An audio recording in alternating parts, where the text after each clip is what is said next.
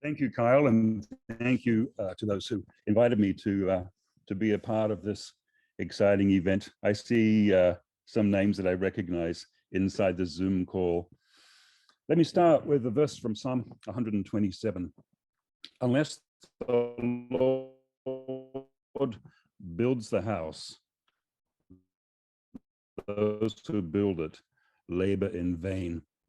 Digital world, those daring individuals and idealistic teams who were the first to try out the new web technologies by creating kingdom spaces in the metaverse, or cyberspace as it was then called, for people in avatar form to connect, learn, worship, and reach out to others inside social video games. And in particular, those on the Habbo platform, which is the one I'm the most familiar with, having been involved with it for almost 20 years now. But before I talk about this, I want to acknowledge some current digital prophets. Wrote a book about VR church. We're discussing the new revolution in technology and the rise of VR church. And one of them, I don't remember which one, said this: COVID hits and we start live streaming all our services, and what do? We all start reproducing a physical church service, which actually is a pretty awkward and backward thing to do. But we don't know what else to do. So we're like the 1920s film shows putting on vaudeville productions and film. But what I do anticipate to take place over quite a longer period of time, maybe half a century or multiple centuries, is a flourishing of liturgical creativity. We are going to have to learn. Oh, excuse me, that's an alarm. Oh, sorry about that. We are going to have to learn as a global church how to worship together, how to teach together, how to offer pastoral care together. And that's not something that we are going to figure out in 5 years or 10 years or 15 years. This is as big as the Reformation, and it's going to take generations of people to, isn't that something? I love that. Here's some of my responses to what they said. First of all, online church can be awkward and backward. Some things work in either VR or avatar-based graphical interfaces. Some work good, like liturgy, pilgrimage, games, activities, quests. But some things can be quite awkward and backward. Preaching a sermon podcast, congregational singing is very awkward. And do avatars really need pews to sit on? Secondly, church life and rituals need to be transcoded for the internet, not reproduced. New media behaves differently than old media. We just can't simply catapult, really examining the new world we are entering and creating things that fit in a way that's both native to these new platforms and also prophetic in a transformative way. And thirdly, this is a reformation, a second reformation, if you like. The first reformation, 500 years ago, accompanied with the printing press, turned hearers into readers. And I'm quoting from Douglas Rushkoff right now. The second reformation came with the internet and turned readers into writers. But in my opinion, there has been a process during these past 30 years on the web. Web 1.0 provided the technology. My first blog, as Kyle mentioned, was in 1997, and it was called Andrew's Tea Salon. Before that, in the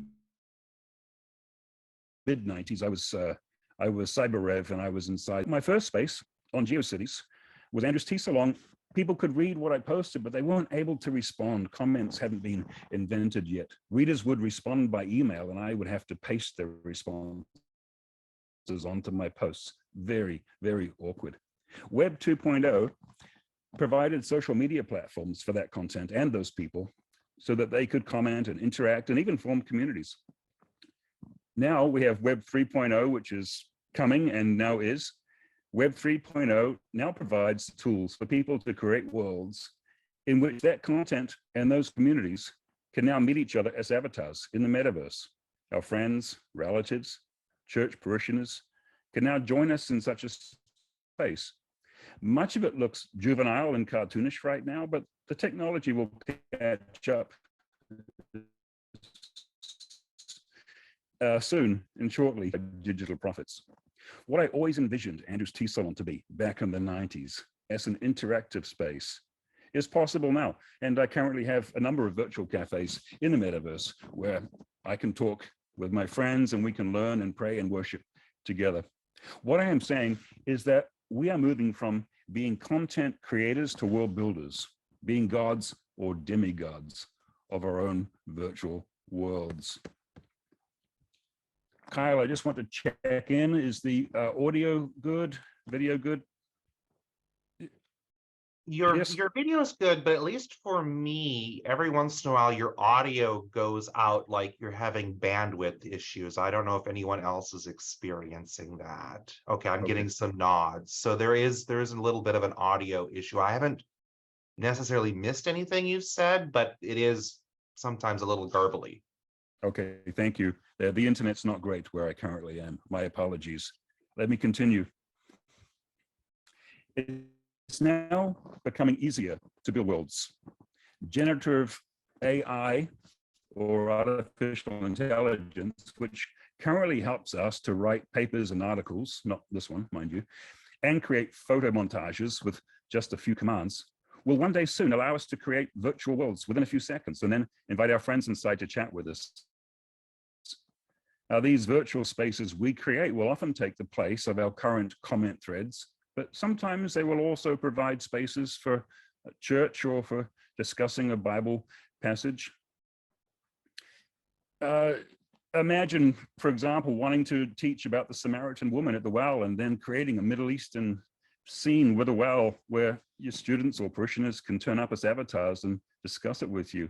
One VR church recently, instead of preaching on the parting of the Red Sea, they created it online and allowed people to walk through it.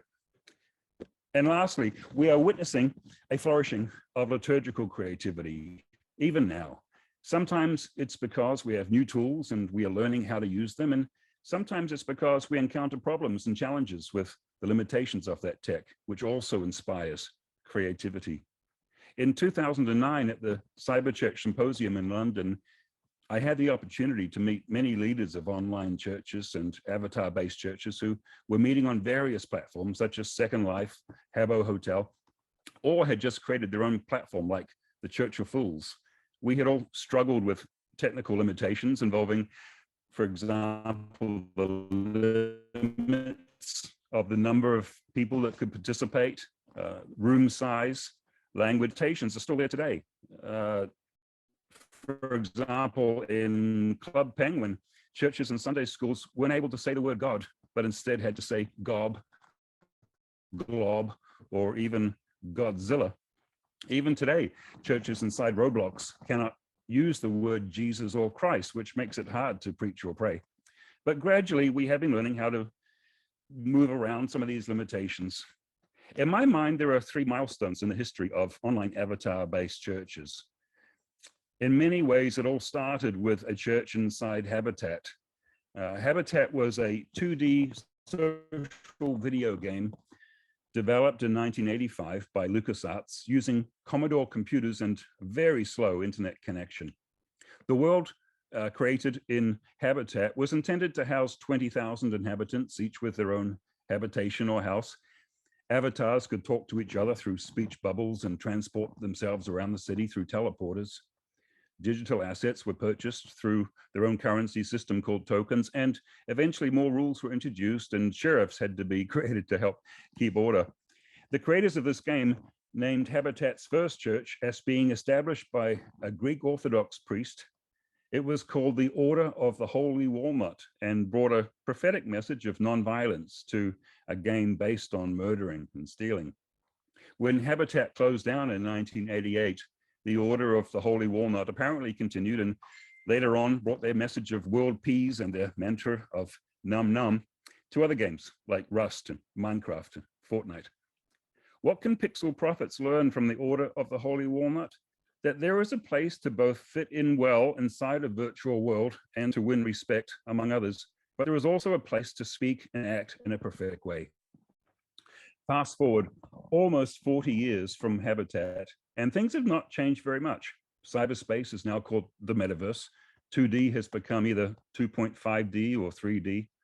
Teleporters still transport avatars in and out of various spaces inside a particular platform. Although now those avatars can sometimes migrate into different worlds on other platforms, something we call interoperability. Digital assets can still be bought inside virtual worlds, but now we can also buy them with our crypto wallets and bring our cool outfits with us into other worlds on the blockchain. Pixels are gradually becoming voxels, but all in all, not much has changed, which is why an article in Wired magazine recently claimed that Cyberchurch is 90% of the metaverse. The second milestone was the Church of Fools in 2004. An amazing revelation. So many of us were inspired by it. It all started in some ways with Ozzy Osbourne. Well, indirectly.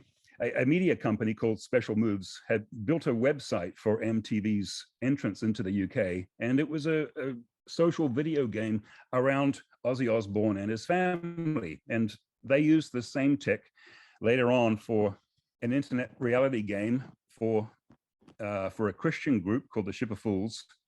And this reality game was called The Ark, and it followed 12 biblical heroes for 40 days and 40 nights. And then in 2004, the same tech was repurposed again for the Church of Fools, which ran for 4 months and had over 7,000 people a day, which, by the way, is more people than some of the new metaverse platforms like Decentraland and the Sandbox are currently seeing. The first preacher was the Bishop of London, who had a lookalike avatar created just for him. But the most popular avatar, and certainly the most popular one from my children, was Ned Flanders. What did we learn from the Church of Fools? We learned that liturgy works, that it's okay to look juvenile or to become like little children. We learned that other spaces outside the sanctuary also are needed for conversation and fellowship. We learned that avatars can be very spiritually open, but also very naughty. Rules and filters needed to be added gradually. And this is what happened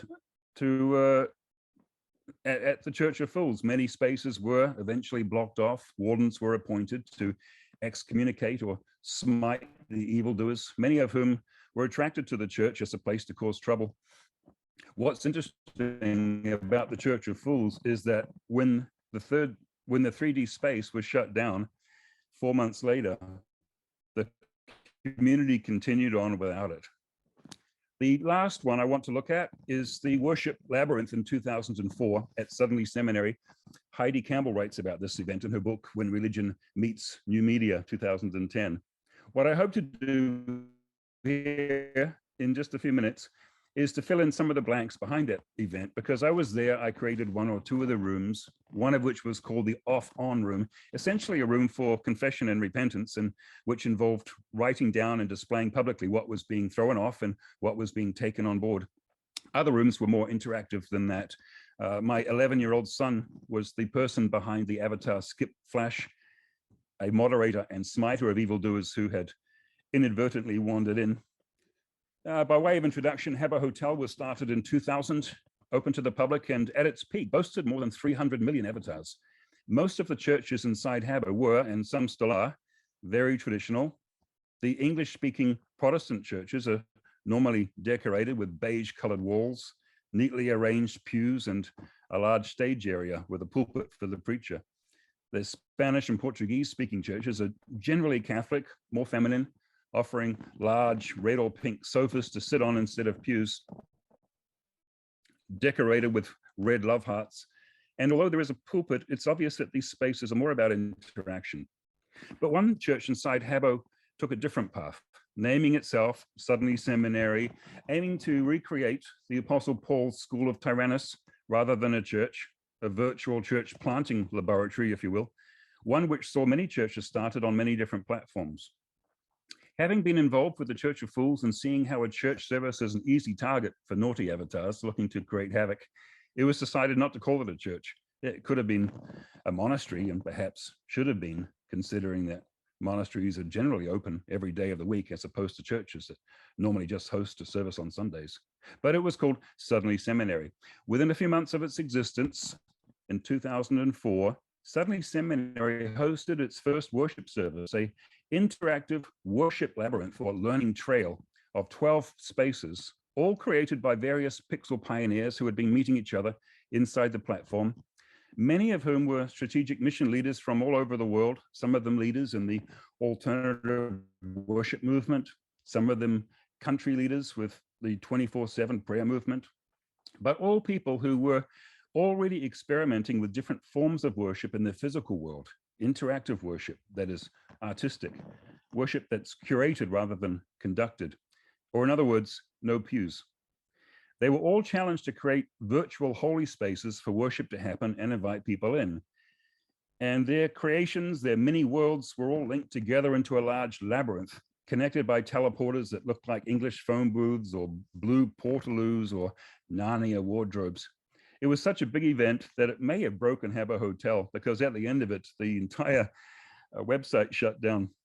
So suddenly Seminary is now nearly 20 years old. It has 25 permanent spaces, including cafes, clubs, and 2 taverns. Skip Flash, the administrator who used to kick out evildoers, is now a bot who serves coffee and tea when asked. And there is a retro classroom called the School of Tyrannus Rex. What did we learn about worship and liturgical creativity? Among other things, we learned that movement works in the digital realm. Video games, upon which the metaverse is being built, are essentially interactive. Avatars like to move. Avatars want to move. Avatars don't need pews, nor do they want pews. Pathways, yes. Pews, no. When it comes to a new flourishing of liturgical creativity, we should be looking at how movement has been used in the past and how it can be integrated into metaverse worship. For example, pilgrimages seem to work in the metaverse. Pilgrimage is very important to many religions, including Islam and Buddhism, but it used to be important to Christians also. Last year, a new virtual cathedral was created in Korea by a Hong Kong company for a Catholic conference on digital theology. As well as the virtual cathedral, a virtual pilgrimage trail was set up to pay homage to some famous Korean Christian martyrs. The psalm I started with, Psalm 127, is part of the Songs of Ascent.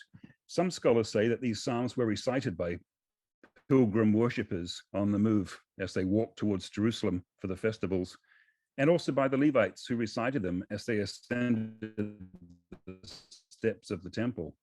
Even festivals themselves involved movement in their worship. Some of the feasts involved processions or walking through gates and holding up citrons.